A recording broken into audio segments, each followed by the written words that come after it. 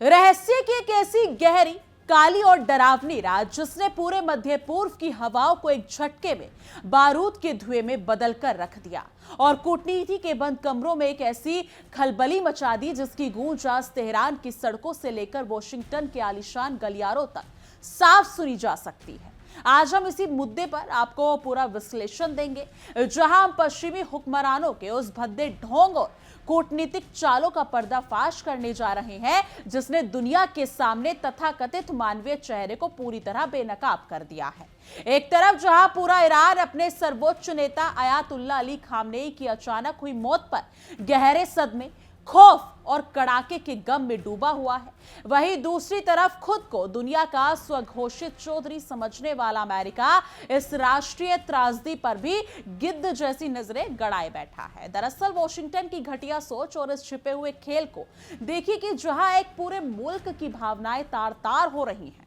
वह अमेरिका के राष्ट्रपति डोनाल्ड ट्रंप अपनी रैलियों में इस दर्द का सारेआम मजाक उड़ा रहे हैं और इस पूरे नैरेटिव को अपने राजनीतिक फायदे के लिए भुनाने में लगे हैं। नमस्कार दोस्तों, आप देख रहे हैं हमारा एक खास शो और मैं हूं आपके साथ तान्या त्यागी।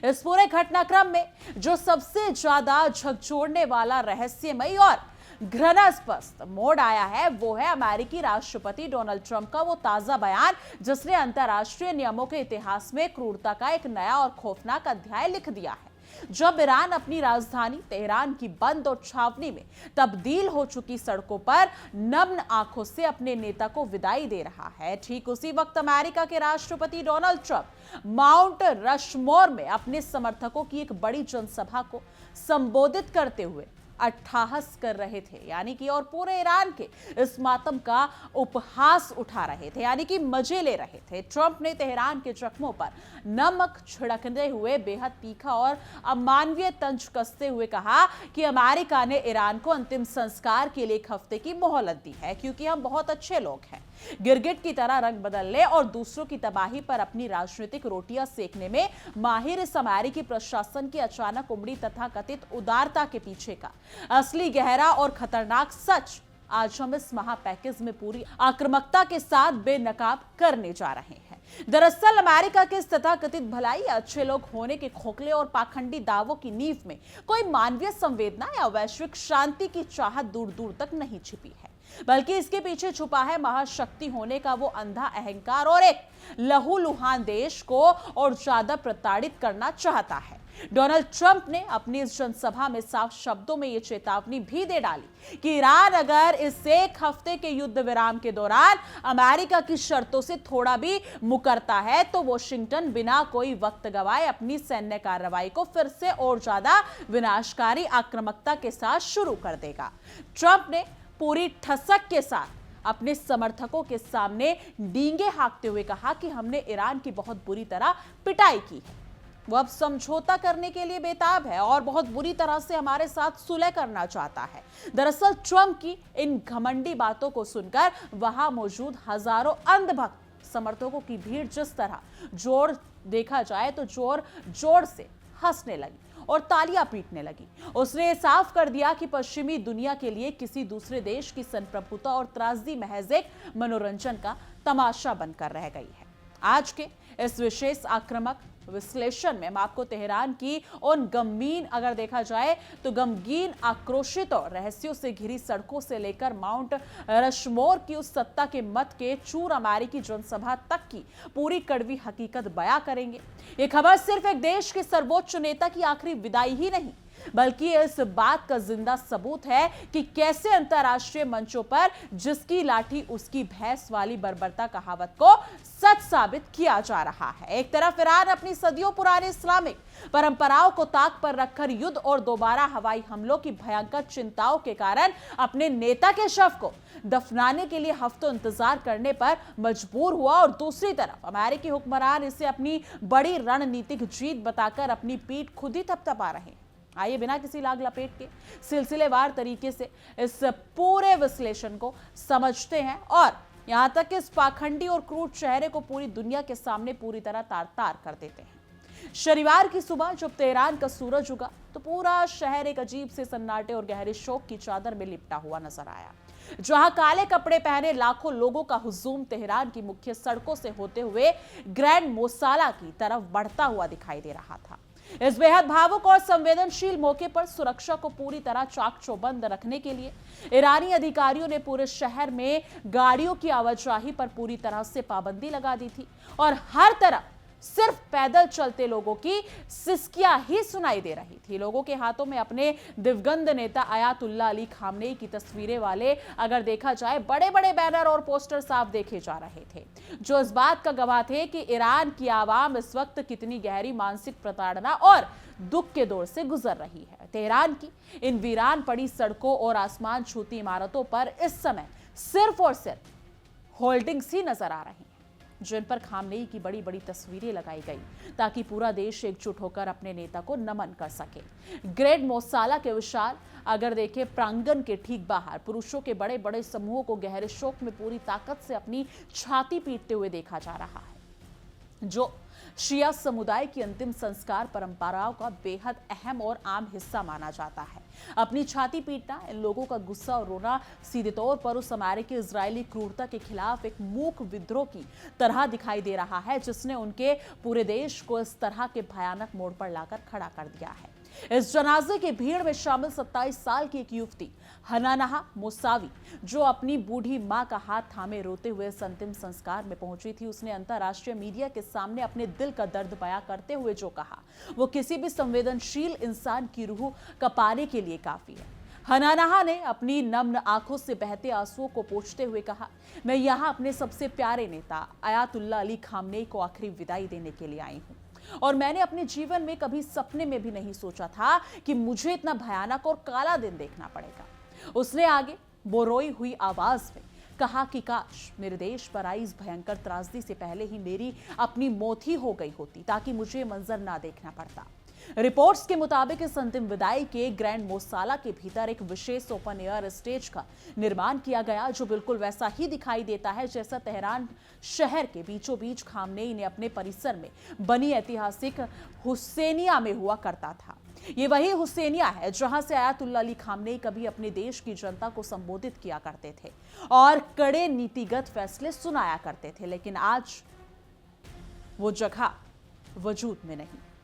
अमेरिका और इजराइल के संयुक्त भीषण हवाई हमलों ने उस पूरे परिसर को बमबारी करके मिट्टी में मिला दिया है और वो ऐतिहासिक धरोहर अब पूरी तरह से नष्ट हो चुकी है। तेहरान से लगभग 530 किलोमीटर की लंबी दूरी तय करके तबरीज शहर से इस जनाजे में शामिल होने आए एक ईरानी नागरिक अली काजेमी ने पश्चिमी ताकतों को चुनौती देते हुए कहा कि हम इस अंतिम संस्कार में इतनी भारी तादाद में इसलिए शामिल हुए ताकि पूरी दुनिया को ये दिखा सके कि हम अपने देश और अपने मजहब की रक्षा के लिए आखिरी सांस तक प्रतिबद्ध हैं। अली काजेमी का ये बुलंद हौसला ये साफ करता रहता है कि भले ही अमेरिका ने उनके देश को बमों से पाट दिया हो, लेकिन वो ईरानी आवाम के जज्बे को झुकाने में पूरी तरह नाकाम रहा है और ऊंची दुकान फीका पकवान की तर्ज पर अमेरिका का सैन्य घमंड खोखला साबित हो रहा है। ईरान की सरकार और वहां के रणनीतिकारों ने अपने सर्वोच्च नेता को अंतिम विदाई देने के लिए बहुत ही सोच समझकर और जानबूझकर 4 जुलाई का दिन चुना है, जो अपने आप में अमेरिका के मुंह पर एक बहुत बड़ा अंतर्राष्ट्रीय तमाचा है।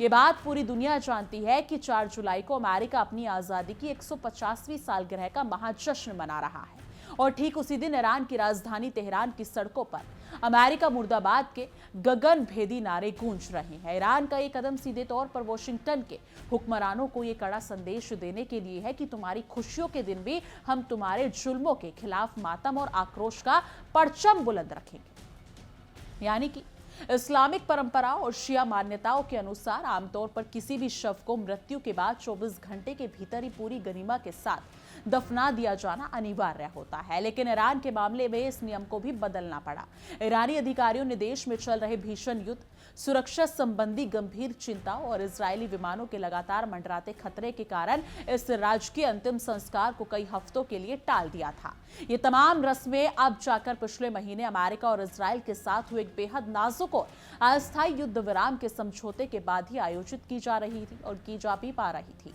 जो इस क्षेत्र के तमाम और तनाव को साफ साफ दिखाता है। अगर इस पूरे सैन्य संघर्ष के इतिहास पर नजर डालें और इसकी क्रोनोलॉजी को समझे तो अयातुल्ला अली खामनेई की मौत इस साल 28 फरवरी को हुई थी, जो कि कूटनीतिक दुनिया का सबसे काला दिन माना जाता है। ये वही खौफनाक दिन था जब अमेरिका और इजराइल के अंतर्राष्ट्रीय कानूनों को पूरी तरह ढेंगे पर रखते हुए ईरान के खिलाफ एक साथ मिलकर एक भीषण और विनाशकारी युद्ध की शुरुआत की थी। खामनेई किसी सामान्य बीमारी से नहीं मरे, बल्कि वो एक बेहद सुनियोजित और साझा अमेरिकी इजरायली हवाई हमले में सीधे तौर पर टारगेट करके मारे गए थे, जो वॉशिंगटन के राजकीय आतंकवाद का सबसे बड़ा सबूत है। इस कायरतापूर्ण और बर्बरता हवाई हमले की विभीषिका इतनी भयानक थी कि इसमें सिर्फ देश के सर्वोच्च नेता ही नहीं मारे गए, बल्कि उनके साथ बंकर में मौजूद उनके पूरे परिवार के कई निर्दोष सदस्यों की भी जान चली गई। इस हमले में खामनेई की बेटी, उनके दामाद, उनकी बहू और यहां तक कि एक मासूम नवजात पोती की भी अमेरिकी बमों ने बेरहमी से मौत के घाट उतार दिया था। एक नवजात बच्ची की इस तरह की दर्दनाक मौत ने अमेरिका के उस पाखंडी चेहरे को पूरी तरह बेनकाब कर दिया है, जो पूरी दुनिया में मानवाधिकारों और बच्चों के अधिकारों का सबसे बड़ा स्वघोषित मसीहा बनकर घूमता रहता है। पिछले कई दशकों से अयातुल्ला अली खामनेई ईरान के सर्वोच्च नेता के पद पर काबिज थे और पूरे देश की राजनीतिक और धार्मिक कमान उन्हीं के मजबूत हाथों में थी। संघर्ष के बिल्कुल शुरुआती दौर में ही उनकी और उनके पूरे परिवार की इस तरह अचानक हुई दर्दनाक मौत ने ईरान की आवाम के भीतर अमेरिका के खिलाफ गुस्से की कैसी चिंगारी भड़का दी है, जो आने वाले समय में एक बड़े बारूद का रूप ले सकती है। अमेरिका भले ही आज अपनी सैन्य ताकत के नक्शे में चूर होकर दाम बनाए काम की तर्ज पर पूरी दुनिया को डरा रहा हो, लेकिन ईरान का आंतरिक आक्रोश किसी बड़े पलटवार का संकेत दे रहा है। माउंट रशमोर की उस विशाल रैली में डोनाल्ड ट्रंप का यह उद्दंड बयान कि हमने ईरान को बहुत बुरी तरह तबाह कर दिया है और वो हमारे सामने घुटने टेकने के लिए पूरी तरह बेताब है, सीधे तौर पर कूटनीतिक मर्यादाओं का कत्ल करने जैसा है। ट्रंप का यह अहंकार भरा अंदाज ये साबित करने के लिए काफी है कि अमेरिकी विदेश नीति अब किसी नियम या नैतिकता से नहीं, बल्कि शुद्ध गुंडागर्दी और कमजोर देशों को कुचलने की साम्राज्यवादी सोच से संचालित हो रही है। अपनी इस घिनौनी टिप्पणी के जरिए ट्रंप केवल ईरान का मजाक नहीं उड़ा रहे थे, बल्कि वो पूरी दुनिया के सामने दिखा रहे थे कि अमेरिका के लिए किसी की भी मौत महज एक पीआर स्टंट है। कूटनीति के जानकार मानते हैं कि ईरान सरकार को इस बात की पूरी उम्मीद है कि इस एक हफ्ते तक चलने वाले राजकीय शोक और अंतिम विदाई की रस्मों में देश भर से लाखों करोड़ों लोग शामिल होंगे। तेहरान का ये नजारा इतिहास के पन्नों में दर्ज साल 1989 में हुए अयातुल्ला रूहुल्लाह खोमेनी के उस ऐतिहासिक अंतिम संस्कार जैसा होने जा रहा है, जिसने पूरी दुनिया को हिलाकर रख दिया था। हालांकि देश के भीतर और सीमाओं पर अभी भी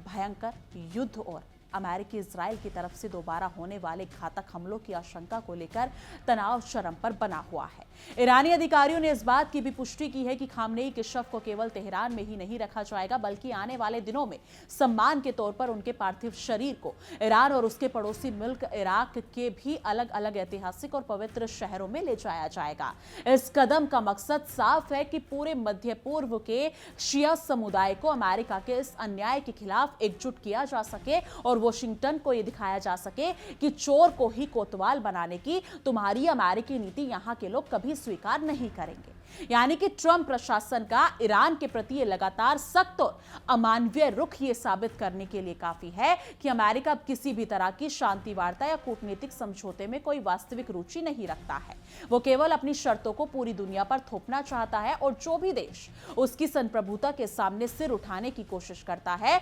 उसको वो इसी तरह बमों के दम पर कुचलने की धमकी देता है। ट्रंप का ये तंज कि वो बहुत बुरी तरह सुलह करना चाहते हैं, वास्तव में ईरान की शांति की अपील का एक बहुत ही क्रूर और भद्दा मजाक है। इस पूरे परिदृश्य में अमेरिकी उपराष्ट्रपति जेडी वेंस और वॉशिंगटन के बाकी के आला अधिकारी भी राष्ट्रपति ट्रंप के सुर मिलाते हुए ईरान के खिलाफ लगातार आग उगल रहे हैं। अमेरिकी प्रशासन की यह सामूहिक अंधभक्ति और क्रूरता यह दर्शाता है कि वॉशिंगटन का पूरा तंत्र इस समय कूटनीतिक रूप से पूरी तरह दिवालिया हो चुका है और अंधा बाटे रेवड़ी फिर अपने को दे की तर्ज पर वो अंतर्राष्ट्रीय कानूनों की धज्जियां उड़ाकर सिर्फ इजराइल के हितों को साधने में लगे हुए हैं, चाहे इसके लिए पूरे मध्य पूर्व को ही शमशान क्यों ना बनाना पड़े। ईरान में सुरक्षा के जो कड़े और अभूतपूर्व इंतजाम किए गए हैं, उनके तहत तेहरान के पूरे हवाई क्षेत्र को पूरी तरह से ब्लॉक कर दिया गया ताकि किसी भी संभावित अमेरिकी या इजरायली ड्रोन हमले से इन जनाजे की रक्षा की जा सके। शहर की रोजमर्रा की तमाम गतिविधियों को पूरी तरह से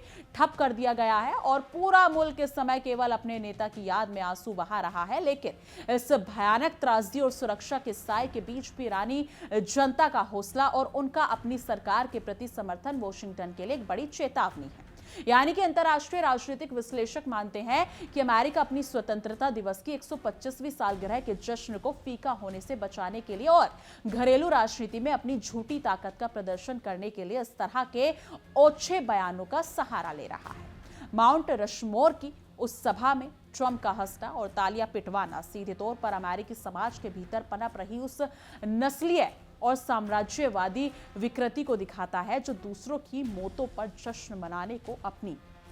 मर्दानगी और ताकत का सबूत समझती है।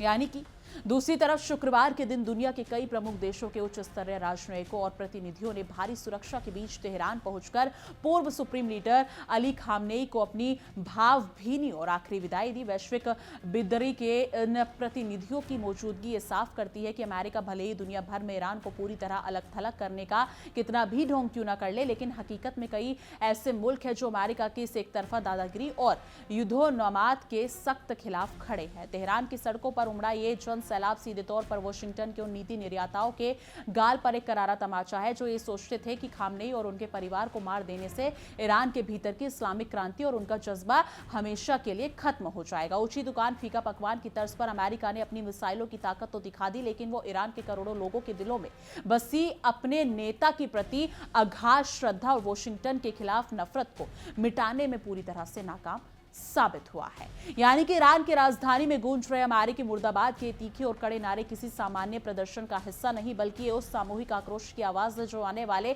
कई पीढ़ियों तक अमेरिका को एक हत्यारे और क्रूर साम्राज्य के रूप में याद रखेगी। 4 जुलाई के पवित्र अमेरिकी दिन को इन ताम अगर देखा जाए तो इन मातम और विद्रोह के लिए चुनकर ईरान ने यह साफ कर दिया है कि तुम्हारी हर बड़ी खुशी के पीछे हमारे उन आंसुओं और इन अगर देखा जाए तो इस खून का हिसाब हमेशा शामिल रहेगा जिसे तुम चाहकर भी कभी चुका नहीं पाओगे। यानी कि कूटनीति के कई बड़े मंचों पर अब अमेरिका के इस रवैये की दबी जुबान में ही सही लेकिन कड़ी आलोचना शुरू हो गई है, क्योंकि किसी देश के राजनीतिक शौक का इस तरह सरेआम मजाक उड़ाना अंतर्राष्ट्रीय शिष्टाचार के सभी स्थापित नियमों का खुला उल्लंघन है। डोनाल्ड ट्रंप का यह कहना कि हमने उन्हें 1 हफ्ते का अंतिम संस्कार करने का समय दिया है क्योंकि हम अच्छे लोग हैं, वास्तव में उस आधुनिक बर्बरता का सबूत है जहां विजेता देश पराजित या पीड़ित देश की संस्कृति और भावनाओं को पैरों तले कुचलना अपना जन्मसिद्ध अधिकार समझता है। यानी कि इस पूरे मामले पर ईरान के कार्यवाहक प्रशासन और सेना ने भी बेहद सख्त रुख अख्तियार कर लिया है और उन्होंने अपने कमांडरों को पूरी तरह से अलर्ट पर रखने का आदेश जारी कर दिया है। ईरान का मानना है कि अमेरिका का 1 हफ्ते का युद्ध विराम कोई भलाई नहीं है, बल्कि उनकी अपनी सैन्य तैयारियों को दोबारा मजबूत करने और ईरान को और ज्यादा कमजोर करने की शातिर और सोची समझी रणनीतिक चाल है जिसके झांसे में तेहरान कभी नहीं आने वाला। माउंट रशमोर की जनसभा में ट्रंप के समर्थकों द्वारा बजाई गई वो तालियां और हंसी आज भी तेहरान की सड़कों पर रोती हुई उस 27 साल की हनानहा मोसावी जैसी करोड़ों महिलाओं के आंसुओं का अपमान कर रही हैं। ये विरोधाभास साफ दिखाता है कि एक तरफ जहां दुनिया का एक हिस्सा अपनी साम्राज्यवादी लिप्सा और जीत के नशे में अंधा हो चुका है, वहीं दूसरी तरफ एक पूरा मुल्क अपनी अस्मिता और अपने बच्चों के खून का हिसाब मांगने के लिए मलबे के ढेर पर खड़ा होकर भी संघर्ष कर रहा है। ईरान के भीतर अयातुल्ला अली खामनेई के इस राजकीय अंतिम संस्कार के टलने की जो मुख्य वजह खुद ईरानी अधिकारियों ने बताई है वो ये थी कि अमेरिका और इजराइल के लड़ाकू विमान लगातार तेहरान के ऊपर मंडरा रहे थे और ऐसी स्थिति में अगर लाखों की भीड़ एक जगह जमा होती तो अमेरिका वहां एक और बड़ा नरसंहार कर सकता था। ऐसी भयानक खतरे को देखते हुए इस प्रक्रिया को तब तक रोका गया जब तक कि अंतर्राष्ट्रीय दबाव में आकर अमेरिका को एक अस्थायी युद्ध विराम के लिए मजबूर नहीं होना पड़ा। अमेरिका का ये दोहरा रवैया कि वो एक तरफ तो शांति और समझौते की बात करता है और दूसरी तरफ सार्वजनिक मंचों से ये धमकी देता है कि अगर शर्तों से मुकरे तो फिर से सैन्य कार्रवाई शुरू कर देंगे, उसकी नीयत पर गंभीर सवाल खड़े करता है। हाथी के दांत खाने के और दिखाने के और होते की तर्ज पर वॉशिंगटन की असली नीयत ईरान की पूरी अर्थव्यवस्था और उसकी सैन्य क्षमता को पूरी तरह से नेस्तनाबूद करने की है, ताकि इस पूरे क्षेत्र में उसका और इजराइल का एक छत्र राज कायम हो सके। इस पूरे विनाशकारी हवाई हमले में खामनेई के साथ उनकी बेटी, दामाद और नवजात पोती की मौत ने पूरे मध्य पूर्व के देशों को भी अंदर से हिलाकर रख दिया है। कई शिया बहुल देशों और संगठनों ने अमेरिका के इस कृत्य को एक युद्ध अपराध घोषित करने की मांग की है, क्योंकि सैन्य बंकर या परिसर पर हमले के नाम पर पूरे परिवार और मासूम बच्चों को मार देना किसी भी तरह के न्याय संगत नहीं ठहराया जा सकता, चाहे अमेरिका इसके लिए कितने भी कुदरत क्यों ना कर ले। तेहरान के ग्रेड मोसाला ने बनाया गया ये ओपन एयर स्टेज आज ईरान के उस खोए हुए गौरव और संघर्ष की कहानी खुद बयां कर रहा है, जहां से कभी उनका सर्वोच्च नेता पूरी दुनिया को साम्राज्यवादी ताकतों को ललकारा करता था, आज भले ही वो परिसर में इजरायली बमों की वजह से मलबे के ढेर में तब्दील हो चुका है, लेकिन उस मलबे से उठने वाली बारूदी गंध और आक्रोश की लपटें आज भी तेहरान के युवाओं के भीतर अमेरिका के खिलाफ एक नई जंग का बिगुल फूंकने के लिए काफी है। यानी कि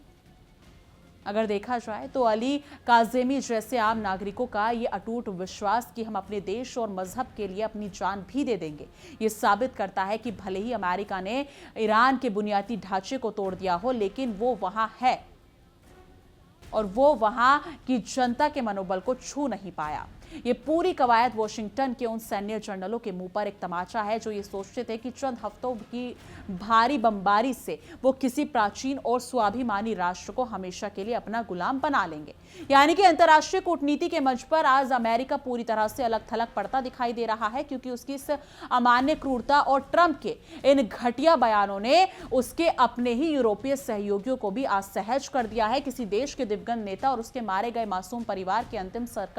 संस्कार पर इस तरह की ओछी राजनीति करना यह दिखाता है कि अमेरिकी नेतृत्व पूरी तरह से नैतिक रूप से परित्यक्त हो चुका है और अपनी सत्ता बचाने के लिए किसी भी हद तक गिर सकता है। ईरान के अधिकारियों ने साफ कर दिया है कि अली खामनेई के शव को इराक के पवित्र शिया शहरों जैसे नफज और करबला में भी ले जाया जाएगा, जो इस पूरे कूटनीतिक और धार्मिक संघर्ष को एक नया और वैश्विक मोड़ देने की रणनीति का हिस्सा है। इस कदम से अमेरिका और इजरायल के खिलाफ पूरे मध्य पूर्व में एक साझा शिया मोर्चा तैयार होने की पूरी संभावना है। यानी कि जो आने वाले दिनों में अमेरिकी हितों के लिए एक बहुत बड़ा और भयानक सिरदर्द साबित होने जा रहा है। अब